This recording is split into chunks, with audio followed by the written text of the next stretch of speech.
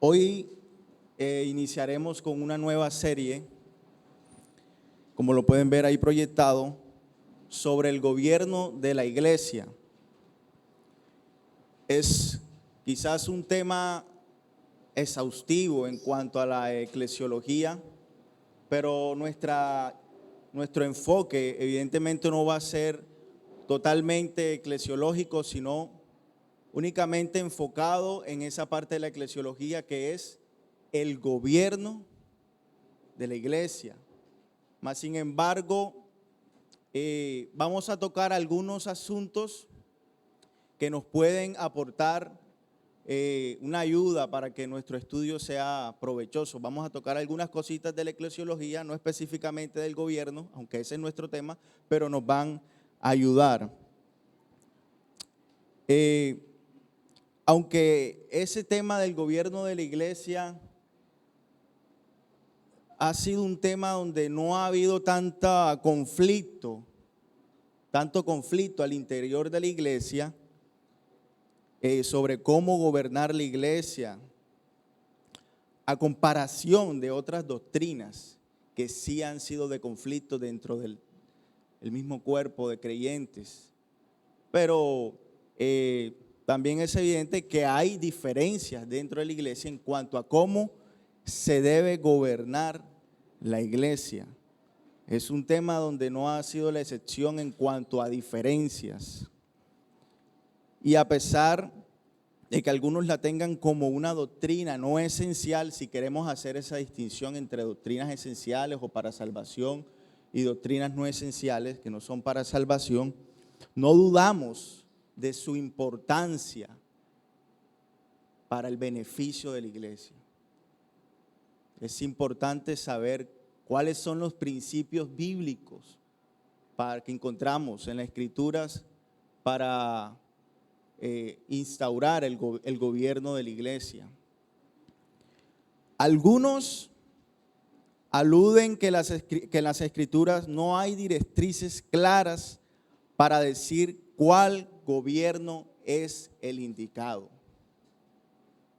Nosotros creemos que la Escritura manifiesta que hay un gobierno indicado.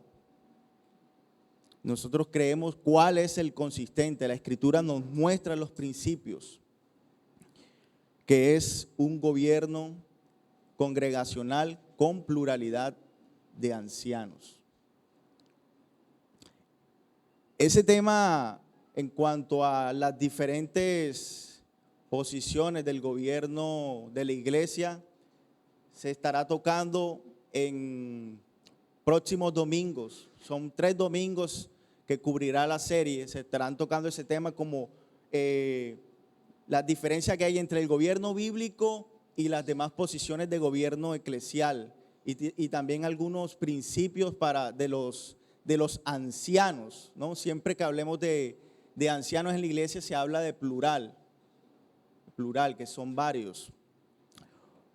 Nuestra importancia del tema del día para nuestro tiempo. ¿Por qué es importante hablar del gobierno de la iglesia? Hoy en día que han surgido nuevas maneras, entre comillas, de gobernar la iglesia, además de los principales gobiernos eclesiales que han existido a través de la historia, como el gobierno episcopal, para que vayamos entrando en los términos en cuanto al gobierno de la iglesia, el gobierno episcopal, el gobierno presbiteriano y el gobierno congregacional con pluralidad de ancianos. Esos son los 3 gobiernos básicos que vemos a través de la historia de la iglesia. Pero además de eso, hoy en día han surgido algunos otros tipos o métodos para gobernar la iglesia. Yo sé que acá la mayoría ha escuchado, quizás no se han instaurado totalmente en la iglesia, pero sí han influenciado a las congregaciones. Por ejemplo, el llamado G12, ¿sí? Es un tipo de gobierno eclesial quizás moderno, se podría decir, que ha tenido un auge en la modernidad y en la posmodernidad. las personas no se conforman, sino que van más allá. Quieren inventar y poner métodos dentro de la iglesia para ver si funciona, a ver si atraemos más gente a la iglesia con esos fines.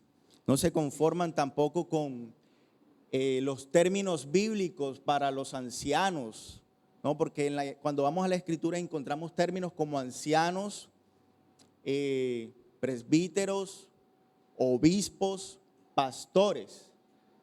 Y estos son sinónimos. Son sinónimos. Cuando se habla de obispo, se está queriendo decir un pastor o un anciano. Y viceversa con los demás términos. Entonces hoy en día tampoco se han conformado con esas terminologías bíblicas, sino que van más allá.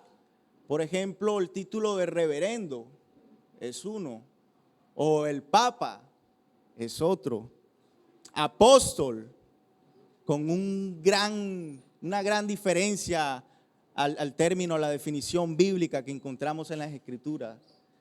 Apóstol, patriarca. ¿Cuántos patriarcas hay aquí? Y he escuchado, no sé si es broma o qué, arcángel, querubín, cosas así como esas. Hoy en día, entonces, nosotros no nos conformamos, el ser humano no se conforma, por eso es que cada día debemos ir a la Escritura y no fuera de ella.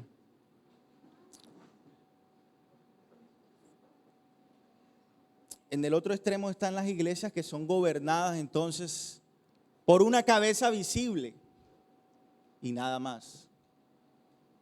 Conocemos iglesias, denominaciones, organizaciones de esta manera, como lo mencioné, el Papa, y algunas iglesias pentecostales que tienen un supervisor máximo, que es el que dirige todo y toma las decisiones en cuanto a las iglesias locales.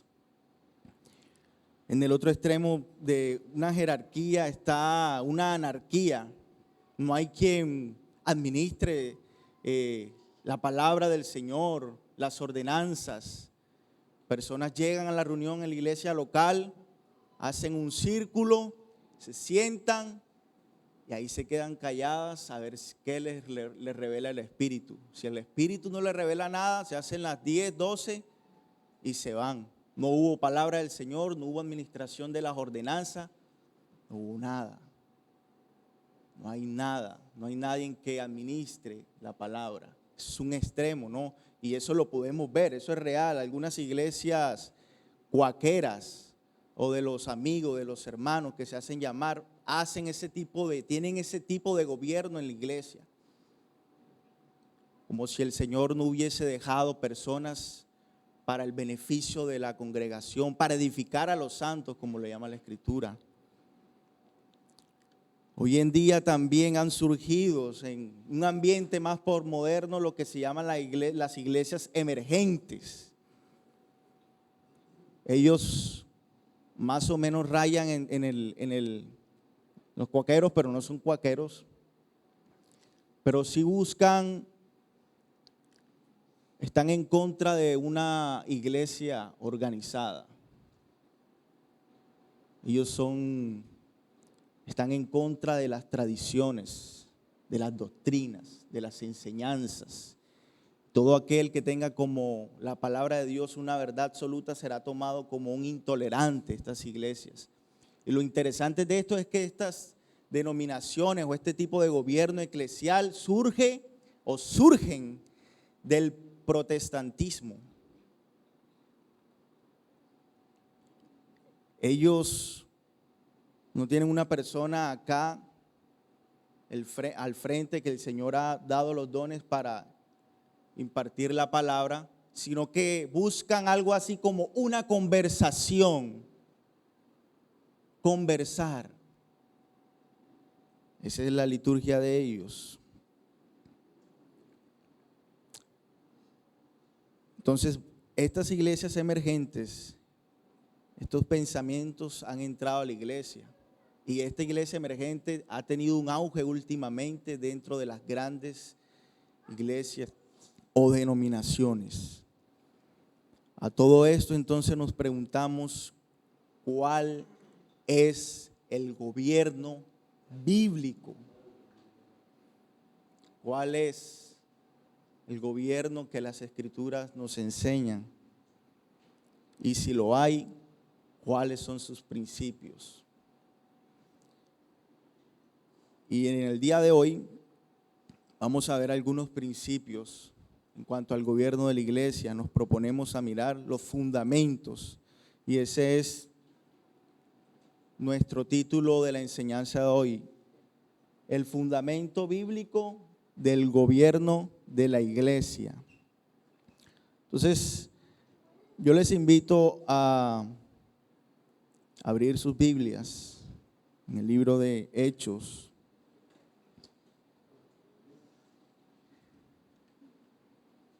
Hechos capítulo 20, versículo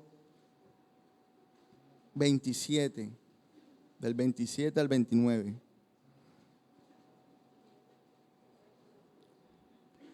Leemos, dice: porque no he rehuido anunciaros todo el consejo de Dios, por tanto mirad por vosotros y por todo el rebaño en que el Espíritu Santo os ha puesto por obispos, para apacentar la iglesia del Señor, la cual Él ganó por su propia sangre. Porque yo sé que después de mi partida entrarán en medio de vosotros lobos rapaces, que no perdonarán al rebaño. Nuestro texto es muy revelador, como lo es toda la Escritura, pero en cuanto a la eclesiología nos marca algunas cosas importantes. En primer lugar, lo que vamos a mirar es algunos aspectos preliminares, como lo es la universalidad y la invisibilidad de la iglesia. Son conceptos que hay que tener en cuenta. Cuando hablamos de estos aspectos, y además de eso también vamos a ver su localidad y visibilidad. Cuando hablamos de estos aspectos de la iglesia, no estamos queriendo decir de que hay dos tipos de iglesia. No, es una iglesia santa, la novia del Señor, la esposa del Señor, la que el Señor ha lavado con su sangre, ha regenerado, ha escogido para sí. Es una iglesia, pero tiene dos aspectos.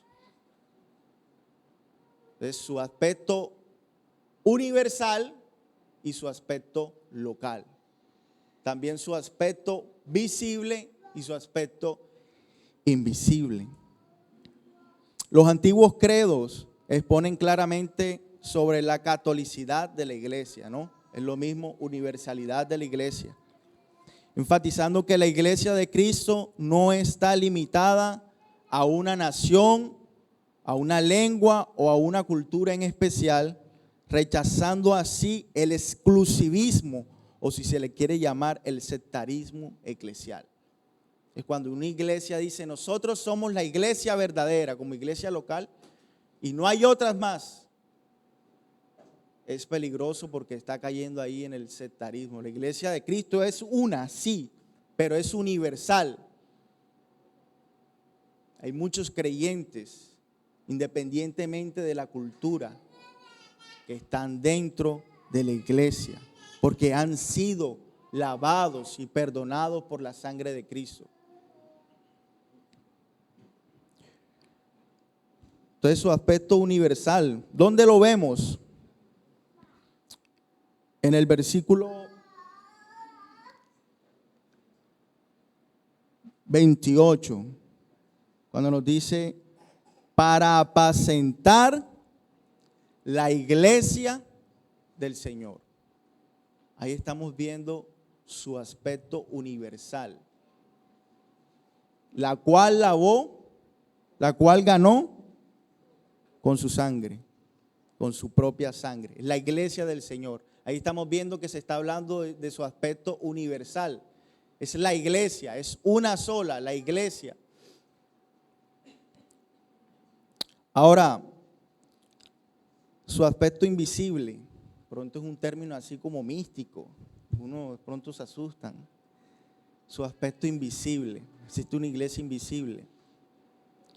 Nosotros somos incapaces de ver eso solamente lo ve el Señor. El Señor, dice la Escritura, el Señor conoce a los suyos. Incluso, ¿por qué hablamos de un aspecto invisible de la iglesia? Porque el versículo 29, Pablo nos dice, porque yo sé que después de mi partida entrarán en medio de vosotros, lobos rapaces que no perdonarán al rebaño.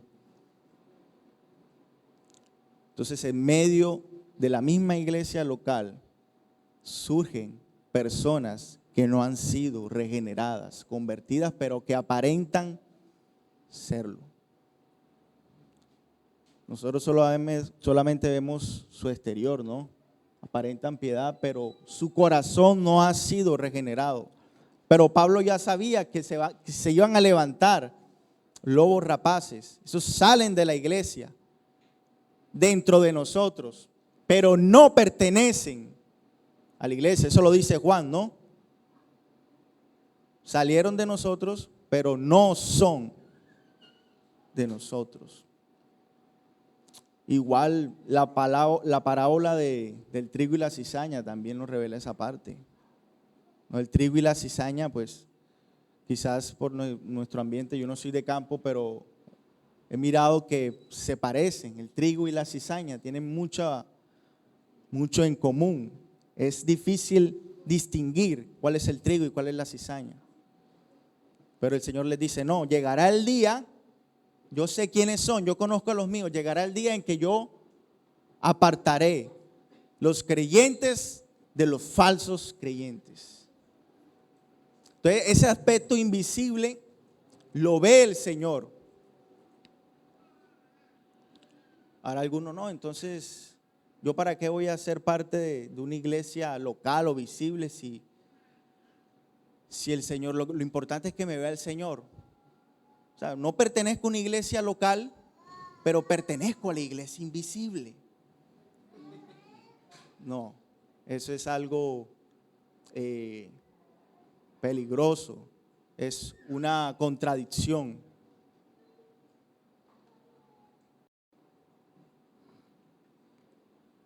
Entonces, esas declaraciones, por ejemplo, los que nos ven por internet o por el video, es una bendición, ¿no? Tener eso. Y eso edifica mucho, pero eso no puede reemplazar el estar en una iglesia local. Es un gran provecho. Y los que nos ven, si te estás edificando allí viendo los videos, pero necesitas de hermanos, del afecto, del calor, oler a oveja, necesitamos todos. Entonces el aspecto universal tiene que ver mucho con su aspecto local, porque el aspecto local es la manifestación de la iglesia invisible. Martin Lloyd Jones daba un ejemplo. Quizás nosotros las personas tenemos almas, pero no podemos ver el alma. Pero podemos ver el cuerpo, podemos ver las actitudes. Entonces, esas cosas, las actitudes, el cuerpo, nos van a dar una indicación del alma, de cómo está el alma. Asimismo en la iglesia. La iglesia invisible no sabemos con exactitud quiénes son salvos y quiénes no. Pero la iglesia local nos va a mostrar eso que no vemos. La iglesia local nos lo va a mostrar. Ahora en Mateo 16, 18, Jesús le dijo a Pedro, yo también te digo que tú eres Pedro y sobre esta roca edificaré mi iglesia. Mi iglesia. Y en Efesios 1, 22 dice, y sometió todas las cosas bajo sus pies y lo dio por cabeza sobre todas las cosas a la iglesia. Está hablando ahí de la iglesia en un sentido general, universal. En la iglesia invisible, entonces podríamos decir como Wayne Grudem dice, de que la iglesia invisible es como Dios la ve. Como Dios la ve. Ya para Dios es un hecho. Incluso nosotros no podemos ver todo el panorama de quienes han entrado a la iglesia universal o invisible. Por ejemplo, nuestros hijos. No podemos ver eso. Las personas que murieron antes que nosotros, no podemos ver si verdaderamente pertenecen a la iglesia.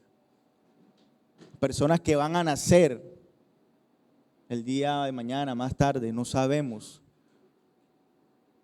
Pero Dios sí sabe que los que van a nacer, cuáles de los que van a nacer mañana pertenecen a su iglesia, ya Él lo sabe. Por eso hablamos de ese sentido. La iglesia invisible es como Dios la ve, ve todo el panorama.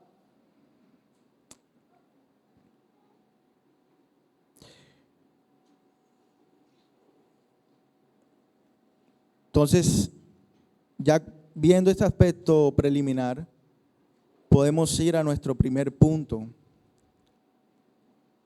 de esta mañana, y es el primer punto del fundamento bíblico para el gobierno de la iglesia es Cristo como la cabeza.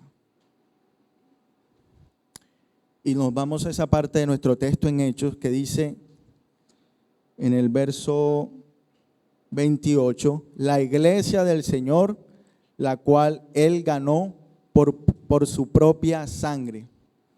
Entonces, para tener un entendimiento bíblico del gobierno de la iglesia es necesario empezar por esta parte. Cristo es la cabeza.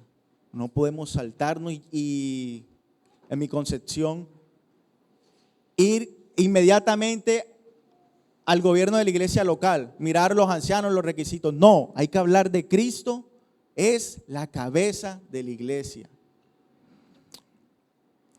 La iglesia entonces tiene un solo Señor y es Jesucristo.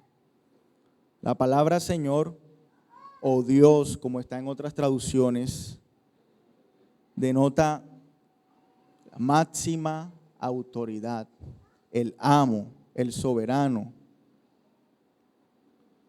para gobernar a sus súbditos. Él puede implantar leyes y esas leyes reflejan su carácter, demandando así una total obediencia a su majestad. Entonces, Dios, el Señor Jesucristo, es la cabeza de la iglesia. Él tiene el gobierno absoluto sobre ella. Él implanta leyes para que nosotros las obedezcamos. Nosotros debemos darle total obediencia a nuestro Señor, porque Él está gobernando la iglesia y nosotros hacemos parte de su cuerpo. Pero ahora Él no solamente es ese rey tirano, no, nosotros sabemos que es un rey, un gobernador, un soberano, pero también es el príncipe de paz, un Dios de amor. Él es león, pero a la vez es cordero. Él ama a su iglesia, por lo tanto la disciplina. Ese aspecto debemos tenerlo claro, porque cuando hablamos de soberanía y de rey y del gobernador, nuestras mentes pecaminosas enseguida van a estos gobernantes tiranos. Pero no, nuestro Dios es un Dios de amor, justo, santo, misericordioso. Él impone las leyes, Él pone las leyes. Él ha instituido, dice, tú eres Pedro y sobre esta roca edificaré mi iglesia. Él está edificando su iglesia, no nosotros. Él es el que está orquestando todo para que su iglesia sea santa. Él la está edificando, un gran consuelo para nosotros. No es ninguno de nosotros, no es ninguno de los ancianos que están acá. Es el Señor Jesucristo. Esa es mi iglesia. Yo edificaré la iglesia que yo gané, yo soy el Señor. Y Pablo lo decía, la iglesia del Señor, la cual Él ganó. Es Él porque la ganó, a pesar de que es soberano. A pesar de eso también la ganó. Porque podría decir, yo soy el soberano y ya no, pero la ganó. Tiene méritos, si se quiere hablar de méritos. Cristo es el único edificador de la obra. Sobre esta roca edificaré mi iglesia, sobre la palabra del Señor. Esto nos debe redireccionar nuestra concepción de la iglesia, apreciando que la iglesia es más que un organismo establecido por individuos. No es un asunto de alguna creatividad humana, invención humana.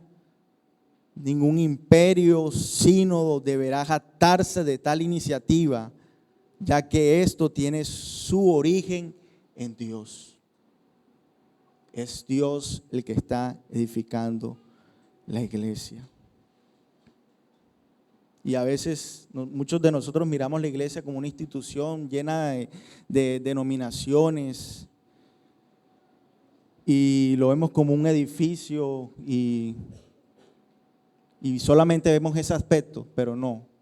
El Señor está orquestando, Él está edificando su iglesia y eso debemos tenerlo claro. En Efesios 1:22 dice, y sometió todas las cosas bajo sus pies. ¿Qué vemos? ¿Qué aspecto ahí? El gobierno de Él. Todas las cosas. Y lo dio por cabeza sobre todas las cosas a la iglesia.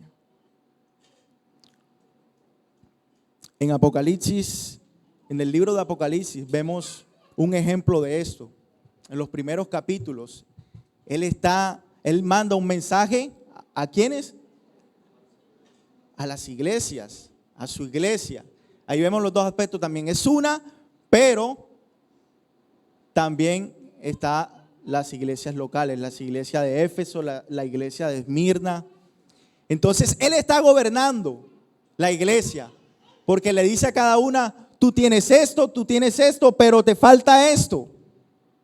Así que arrepiéntete o si no vendré. Y a cada una tiene un mensaje para cada una. Y eso nos muestra de que Él está ahí al tanto. Él está gobernando, Él está edificando, Él está consolando, Él está administrando, Él está ahí. Imagínense el Señor Jesucristo, Él está haciendo eso con esta iglesia local.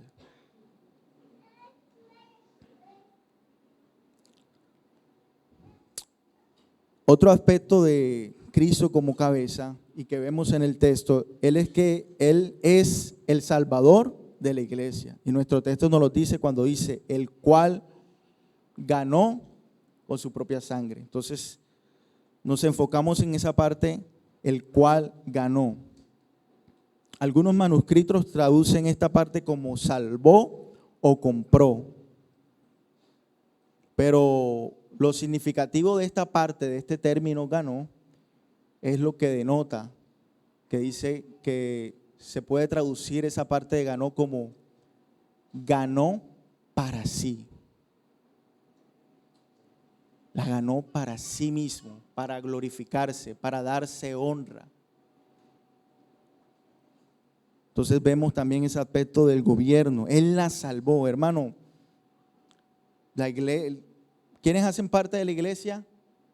Los que han sido salvados por Cristo, los que han sido regenerados. Primera de Corintios 6:20 dice, porque habéis sido comprados por precio, glorificad pues a Dios en vuestro cuerpo y en vuestro espíritu, los cuales son de Dios. Porque habéis sido comprados, glorificarle. ¿Por qué? Porque Él ganó la iglesia para sí mismo, es lo que denota el término ganó. Él la ganó para sí. Y Pablo nos está ratificando esa parte de que Él la compró, así que glorifiquemos a Dios en todo lo que somos, en nuestro cuerpo y en nuestro espíritu.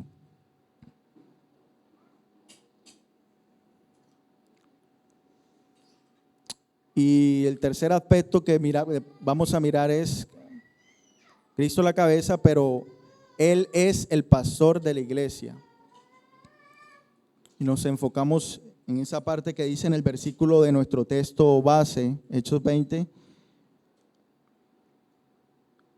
el cual ganó por su propia sangre.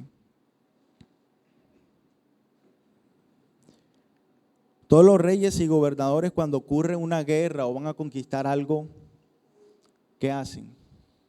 Envían a su ejército, a sus súbditos. Y aunque a veces no es recomendable relacionar o dar ejemplos humanos para Dios, para mostrar una verdad bíblica o un atributo de Dios, quiero hacerlo. Los reyes envían a su ejército, a su gente a combatir para que conquisten y ganen. Pero nuestro Dios no es así. Conquistó la iglesia y Él fue y la ganó Él mismo, porque Él quiere darse gloria para sí. Él la ganó. Él, como dicen vulgarmente, Él frenteó el corte. Él fue allí. Él no mandó a sus súbditos, vayan, gánenla para mí. No, Él fue a la cruz y allí venció y allí la ganó con su sangre. Él no es como estos gobernadores. De la misma manera, el pastor, un pastor hablando naturalmente, eso hace, y lo vemos en la escritura en muchos ejemplos. David, cuando el lobo, algún animal feroz venía a comerse las ovejas, él la enfrentaba, él enfrentaba el animal. Eso hacía el pastor, estaba al cuidado. Cristo también hace eso, Él enfrenta, Él es el que pelea por nosotros, Él es nuestro pastor.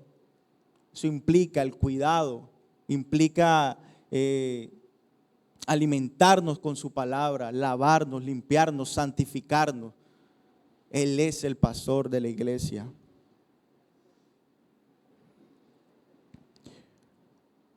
Ahora, nuestro texto en el versículo 29, Hechos 20, 29 dice: porque yo sé que después de mi partida entrarán en medio de vosotros lobos rapaces que no perdonarán al rebaño. Aquí hay un enfrentamiento, que quieren devorar a las ovejas, pero Cristo la tiene en su mano y nadie se las arrebatará. Él es el pastor. Él dijo en Juan 10, 11: yo soy el buen pastor. Y el buen pastor da ¿qué? Su vida. El buen pastor da su vida por las ovejas. Él la ganó para sí, con su propia sangre. Yo soy el buen pastor, dice el Señor. Y el buen pastor da su vida por las ovejas. Y yo quiero que me acompañen en Hebreos 20. Hebreos 13, 20. Hebreos 20. Ese está en el Corán.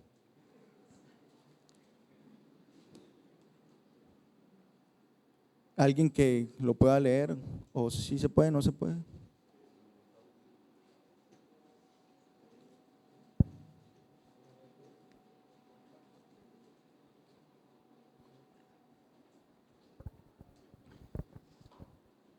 Hebreos 13:20. Y el Dios de paz que resucitó de los muertos a nuestro Señor Jesucristo, el gran pastor de las ovejas, por sangre del pacto eterno, 21. os haga aptos en toda obra buena para que hagáis su voluntad, haciendo Él en vosotros lo que es agradable delante de Él por Jesucristo, al cual sea la gloria por los siglos de los siglos. Amén. Entonces vemos ese aspecto de que Él es el pastor. Él la ganó esa iglesia por la sangre del pacto. ¿Para qué? Para santificarnos, es lo que dices. Os haga apto en toda buena obra, para santificarnos, para capacitarnos. Su cuidado pastoral está en nosotros.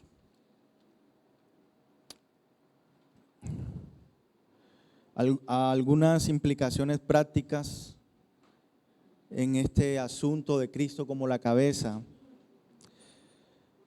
Y ya creo que lo he dicho, que esto de ver a Cristo como la cabeza de la iglesia, en cuanto al gobierno de la iglesia, es de mucho consuelo para nosotros y esperanza.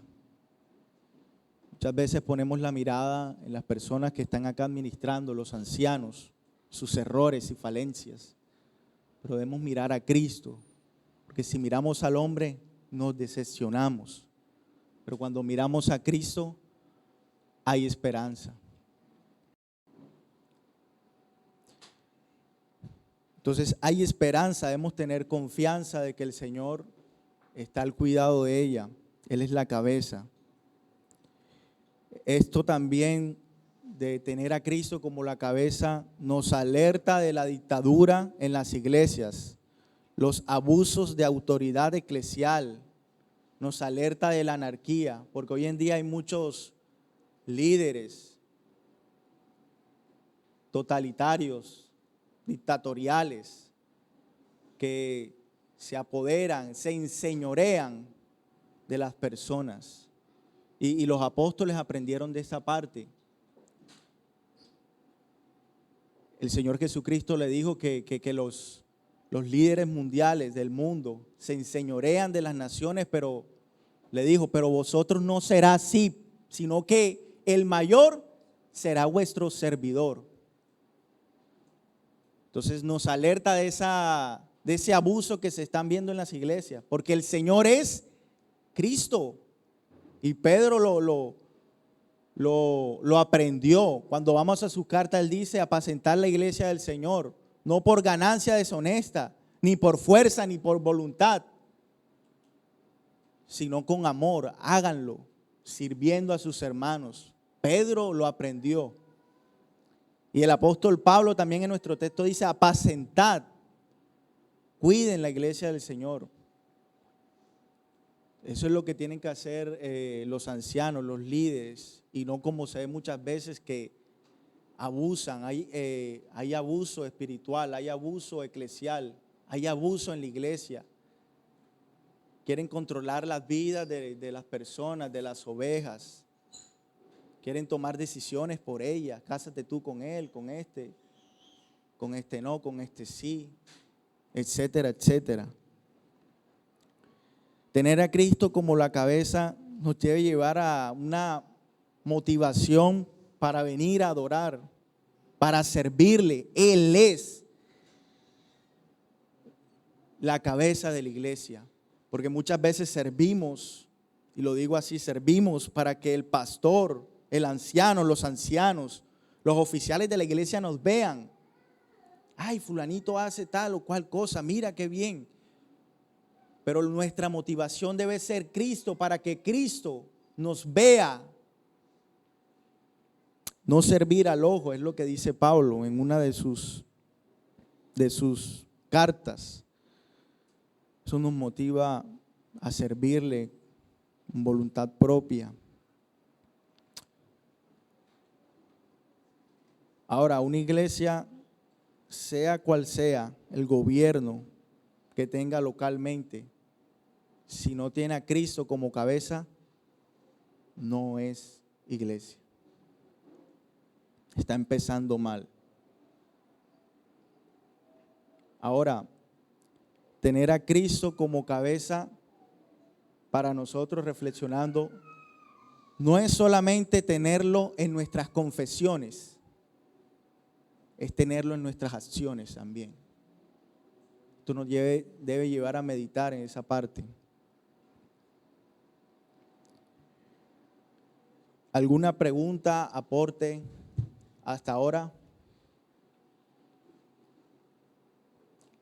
Aporte, pregunta no.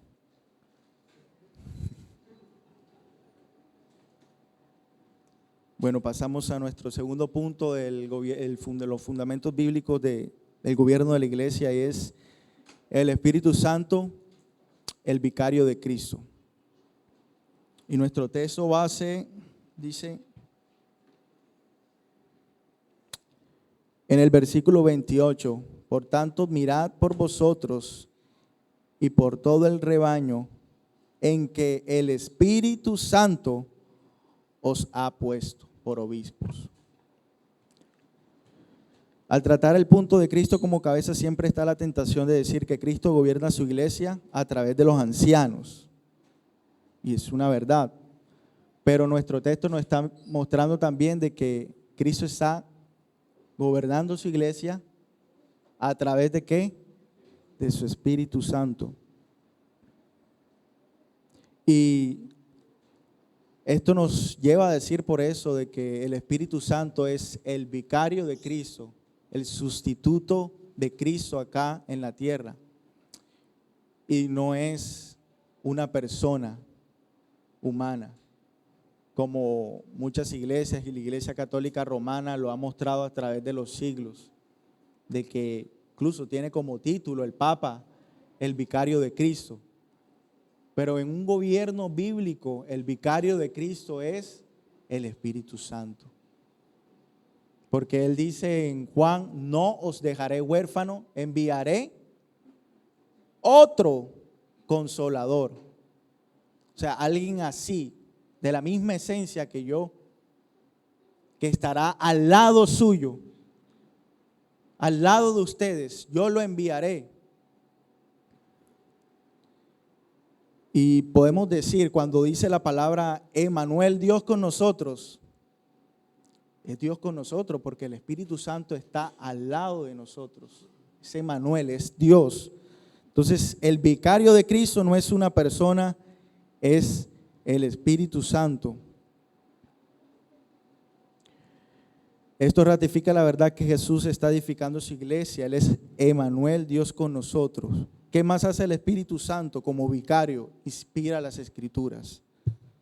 En 2 de Pedro, capítulo 1, versículo 21 nos dice, porque nunca la profecía fue traída por voluntad humana, sino que los santos hombres de Dios hablaron siendo inspirados por el Espíritu Santo. El Espíritu Santo es el que pone los obispos, los ancianos. Es el que coloca el sentir, es el que da el llamado. Pronto hablamos de sentir y como que wow, eso es emociones, eso es sentimiento. No, el Espíritu Santo pone el sentir en la persona. Y la iglesia confirma el llamado, si esa persona tiene el llamado, no, si ha sido llamado por el Espíritu Santo, si ha sido tocado por el Espíritu Santo. Él es, el Espíritu Santo, Él es el que escoge quienes van a administrar en la iglesia. Y no uno, y se autodenomina anciano, o pastor, o líder, o ministro. Él es el Espíritu Santo y la iglesia confirma. El Espíritu Santo pone el llamado interno en el corazón y la iglesia confirma el llamado exteriormente.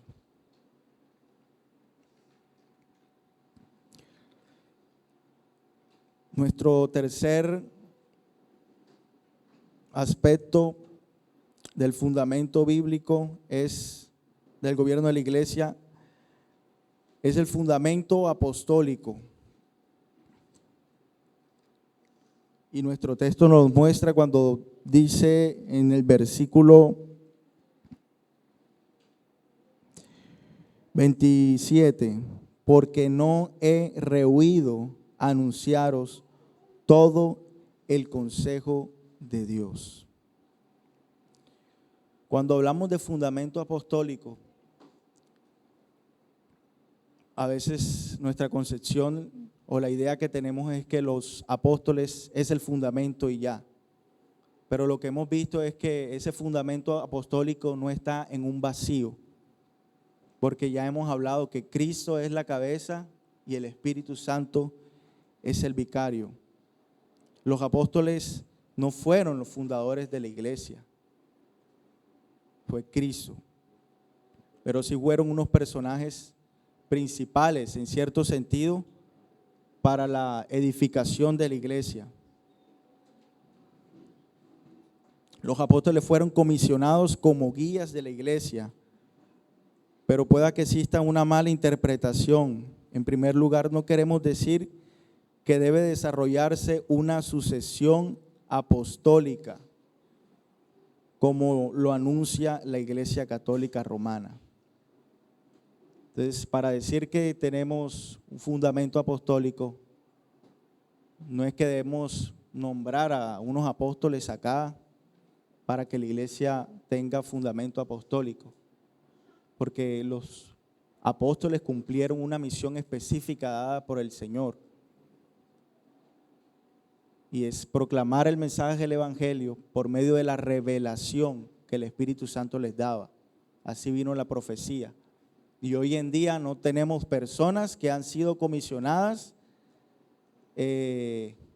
personalmente por el Señor Jesucristo, como lo fueron los apóstoles. Y tampoco, porque la Iglesia Católica a veces se jacta de que hay una sucesión apostólica, pero los apóstoles de Cristo no dejaron sucesores. Uno lee las epístolas de los padres apostólicos, como Clemente, incluso los discípulos de los apóstoles más cercanos, Policarpo. Ellos no, en sus cartas no dicen que los constituyeron como apóstoles, ni ellos se hacen llamar como apóstoles, como los apóstoles se hacían llamar. Cuando Pablo iniciaba una carta, decía: yo, apóstol de Jesucristo. Entonces los discípulos de esos apóstoles, como Policarpo, Ireneo de León, Clemente de Roma, ellos en sus cartas no se dan esos títulos. Entonces no hay una sucesión apostólica, y no queremos hablar de eso, sino que hay que hacer la aclaración. Cuando hablamos del fundamento apostólico, que la iglesia está fundada sobre ese fundamento apostólico, es sobre lo que ya hemos hablado. Cristo la cabeza y el Espíritu Santo su vicario. La iglesia está fundada sobre los apóstoles, sobre la profesión de los apóstoles. La profesión de Pedro fue: tú eres el Cristo. Entonces, sobre esa roca Cristo está edificando su iglesia, sobre su palabra. Efesios 2:19.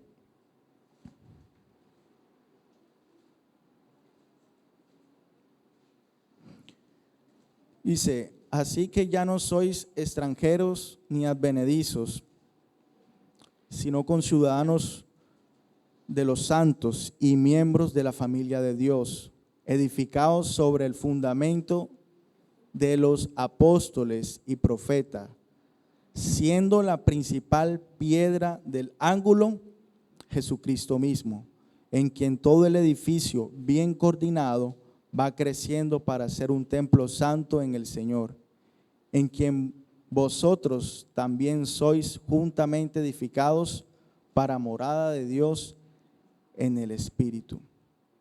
Entonces, ese fundamento de los apóstoles y los profetas es la palabra del Señor, siendo Cristo la principal piedra del ángulo. Creo que nuestro pastor Jesús enseñó en un sermón sobre Cristo como la piedra del ángulo.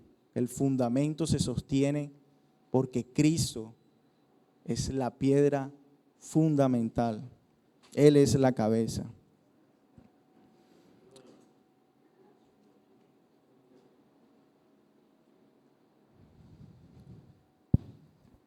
Sí, gracias, hermano. Es que quería recordar un poquito ese. No entiende uno cómo fundamentan la sucesión apostólica solamente con un texto en Efesios 4, más adelante del 2:20. Tú citaste el 2:20, ¿no? De Efesios 4:11 creo que es, donde dice: él mismo edificó, perdón, él mismo instituyó apóstoles, profetas, pastores, ¿no? Pero el error de no leer previamente o leer y utilizar herramientas como la hermenéutica, de leer unos versos antes, ya había dicho: edificado por el fundamento de los apóstoles en Efesios 2:20, ¿no? Exacto. De manera que ese texto no se puede leer solo, porque el otro texto, el de 4:11, no dice lo que dice 2:20. Y de la misma manera lo que dice en 1 Corintios 12:28, que él instituyó a unos primeramente apóstoles. En 1 Corintios 12 es claro eso, cuando le coloca el texto la palabra primeramente apóstoles, luego pastores, etc. Exacto. Y ese es el fundamento. Primera de Corintios 13:11 también lo dice, porque nadie puede poner otro fundamento que el que está puesto, el cual es Jesucristo. Nadie puede poner otro fundamento. Ese es el fundamento apostólico. ¿Cuál es? Cristo. Ese es el fundamento apostólico. Hablamos de fundamento apostólico, no tiene nada que ver con una sucesión apostólica. Esa es una mala interpretación, como dice nuestro hermano Ernesto. Entonces, el fundamento apostólico, Cristo como cabeza y principal piedra del ángulo, el Espíritu Santo como guía y revelador de la verdad, y las Escrituras como nuestra regla de fe y conducta. Entonces, esa es nuestro primer tema de hoy en cuanto a el gobierno de la iglesia, el gobierno bíblico de la iglesia.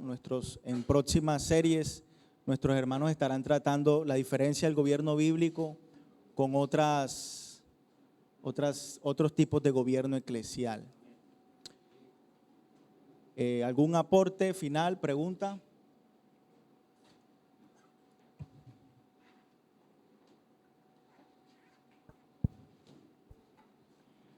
Buenos días. Bueno, gracias a Dios por la enseñanza. Quería compartir pues algunos puntos que la enseñanza trajo a mi vida. Y es que podemos decir que la sola escritura es un resultado de esta enseñanza.